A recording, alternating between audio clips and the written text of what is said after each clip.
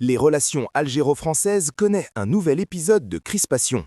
Selon plusieurs sources concordantes, les autorités françaises auraient décidé d'interdire à la famille d'un diplomate algérien incarcéré en France de lui rendre visite. Une décision perçue à Alger comme une entorse grave aux usages diplomatiques et aux principes humanitaires fondamentaux.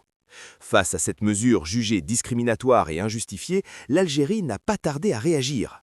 En réponse directe, les autorités algériennes auraient appliqué le principe de réciprocité en interdisant, à leur tour, à la famille du journaliste français Christophe Glaise, détenu en Algérie, de lui rendre visite.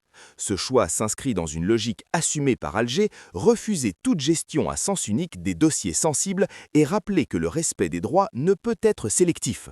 Pour l'Algérie, il ne s'agit pas d'une escalade gratuite, mais d'un message politique clair adressé à Paris.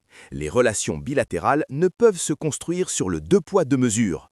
Cet épisode intervient dans un contexte déjà tendu, marqué par des différends politiques, médiatiques et judiciaires récurrents entre les deux pays.